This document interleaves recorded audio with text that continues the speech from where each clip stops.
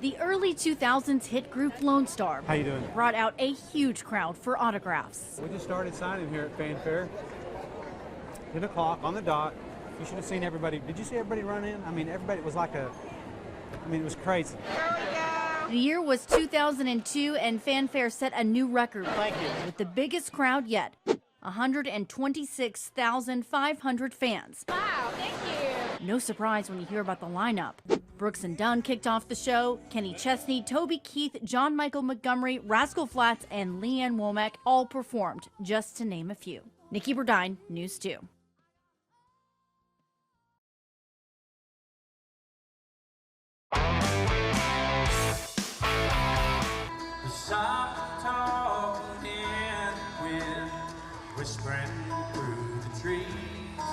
The year was 1994, and Clint Black took the stage to preview his upcoming album, One Emotion. I'm truly amazed every year at you all.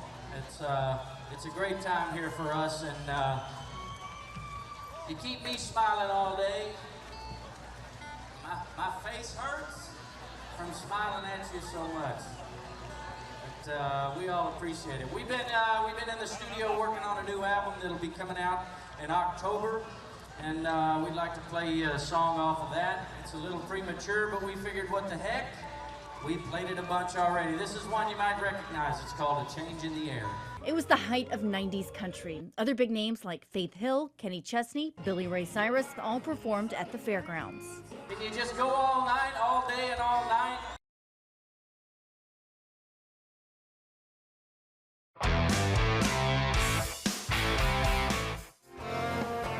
Many things have changed since 1996. The fashion and the hair for starters. But one thing that has not changed, Tracy Lawrence's talent. This is one of my favorite things off the album. It'll be the first thing you hear when you put the compact disc in. A little honky-tonk thing. Y'all do like real country music, don't you?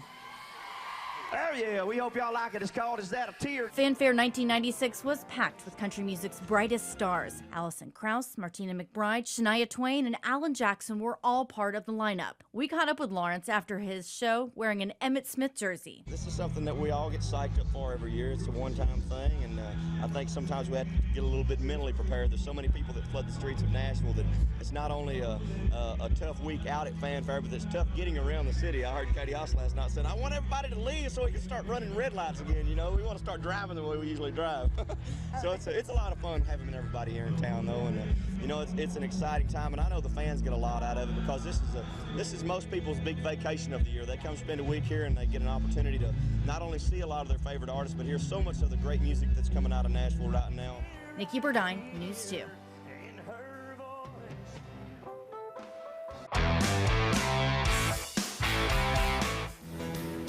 Back in 1999, Sawyer Brown was one of the many acts taking the stage at the Nashville Fairgrounds for what was then called Fanfare. Fans packed the grandstand for the event. News 2 caught up with singer Jody Messina backstage. This is our week to give back to the fans, you know, to spend time with them and say hi to them and get to perform for them. And sometimes this is the only time they get to see us is at Fanfare. And then so it's our way to give something back to the fans. Other performers in 1999 included Kenny Chesney, Clint Black, and Sarah Evans. Nikki Burdine, News 2.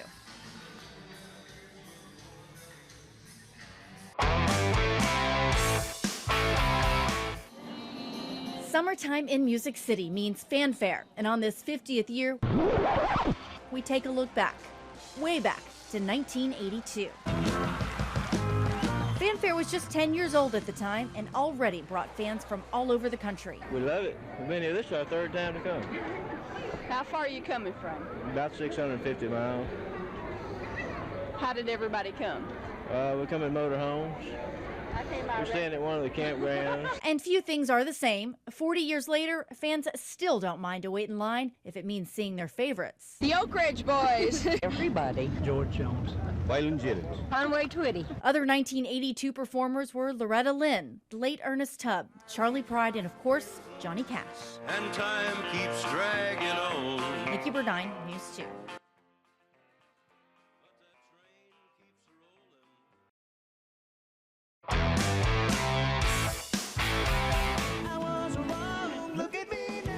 90s country was in full swing. So was 90s fashion. And I don't think he's getting along just by his good looks. No, the boy can sing. Please welcome to Fanfare 96 from Asylum Records, Brian White. Brian White was one of country music's young, up-and-coming stars, and fans couldn't wait to hear him sing Eugene Eugenius. I saw you come through them swinging doors. It was Brian White's third time performing at Fanfare. This is the best that it's ever been, and I'm having a great time. It's really neat that people, know your records and stuff. It's a good feeling to know that your records have been played. CMA Fanfare 1996 had quite the lineup with Tim McGraw, Shania Twain, Vince Gill, Billy Ray Cyrus, and Terry Clark. Nikki Burdine, News 2.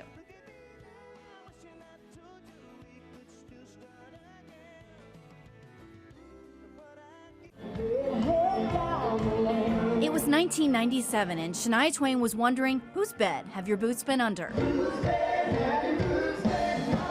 Shania performed that and many other hits on stage that year, performing to a sellout crowd were country's biggest stars. Tracy Byrd, Dana Carter, Kathy Mattea, the late Mindy McCready, and Leanne Rimes were also part of the lineup. Showing off her second studio album with hits like Any Man of Mine, fans knew they were witnessing something special.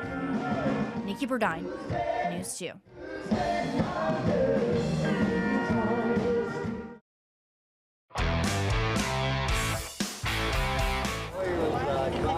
CMA Fanfare 1995. It was a packed lineup for the 25th show. Billy Ray Cyrus, Vince Gill, Tim McGraw, and so many more. But fans waited in line for hours to see one artist who didn't even perform that year. He talked to News 2 about his dedication to his fans. Why do you stay so long? I have not been here longer than anybody I've signed for. That's why. The last person I signed for at 8 o'clock Tuesday night had been there 13 hours. And I had been there 8. So, the people that were in the front of the line had started the afternoon before, slept out all night, and stayed there in the morning. So I'm not there as long as they are. So when you say, why do you sign that long? I guess the question is, why do they wait that long? I don't understand that. I'm flattered for it, but like I said, I'll sign that long because I'm the latest guy to arrive. And that is quintessential Garth. Nikki Burdine, News 2.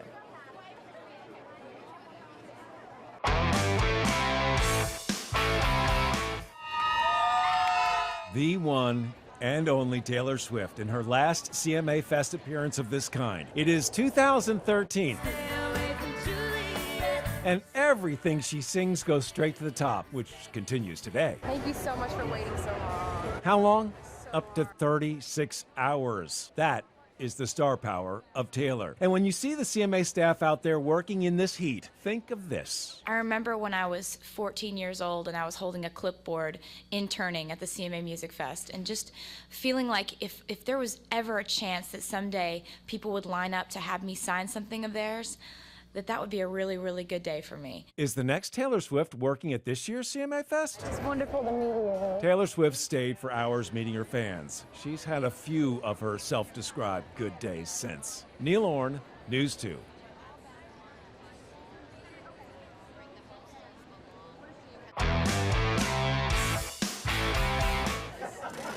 No Doubt now recognized as one of country music's greatest duos, Kix Brooks and Ronnie Dunn. You're welcome. We're making special memories for some special fans. You are very welcome. Here in 1999, they already had a greatest hits and super hits album out, but they still understood their success was made possible by the folks in this room. Hey, thanks for coming. And it's always been all about the music. There we go today.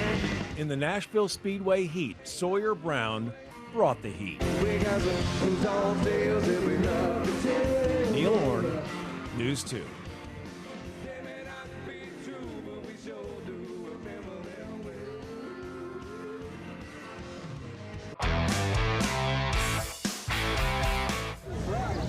It wasn't Nissan Stadium back then. It was the infield of the racetrack at the Nashville Fairgrounds. CMA Fest, then known as Fanfare. On stage, playing in the stifling 90-degree heat and humidity, groups like Shenandoah. In In the old flea market area, the day's top artists would spend time with thousands of faithful. Artists like Steve Wariner and Texan Darren Norwood, who charted hits like Cowboys Don't Cry. It was a connection with fans that made country and the Nashville scene unlike any other in the music industry. Come on down. Neil Orn, News 2.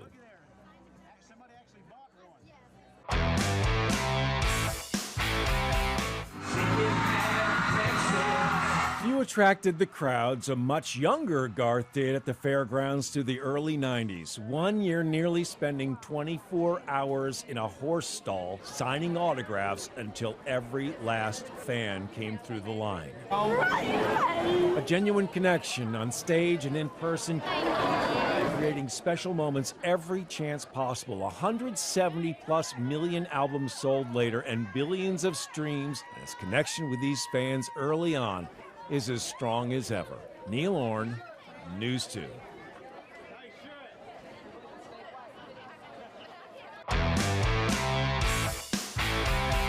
What so proudly we hailed. Each day of CMA Fest, then Fanfare, started with the national anthem. One that stirred the soul came from the Oak Ridge Boys in 1997. And the rocket's red glare. A few years earlier, it wasn't difficult to find the booth where this one was greeting and signing for fans. Lori Morgan may have had a sore signing hand after all these rounds with fans. Worth it. Neil Orn, News 2.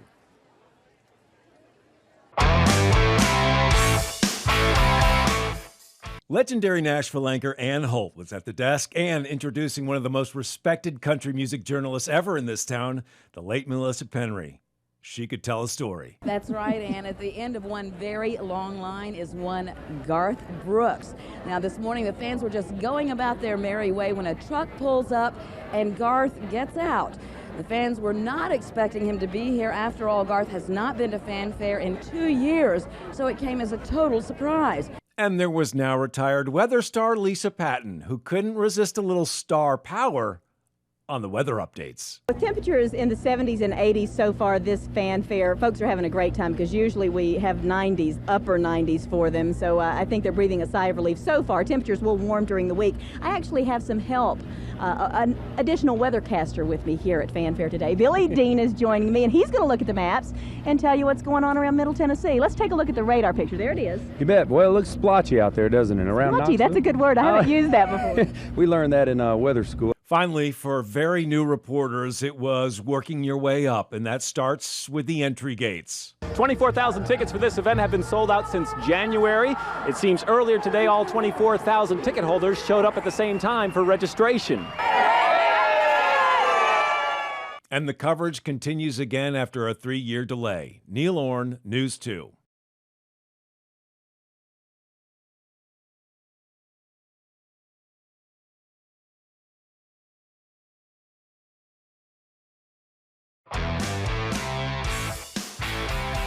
Leaves on the trees are turning inside out. His album Some Gave All in a Little Song, Achy Breaky Heart, launched Billy Ray Cyrus into a career of music, film, and TV. But it was here at Fanfare that he forged his bond with fans. Few had an effect on the ladies like Billy Ray back then. Well, maybe not. Follow the crowd, and at the front of the line is none other than Vince Gill. By 1995, Vince had 9 solo albums under his belt and was firmly at the top of country music royalty, where he remains to this day. Neil Orn, News 2.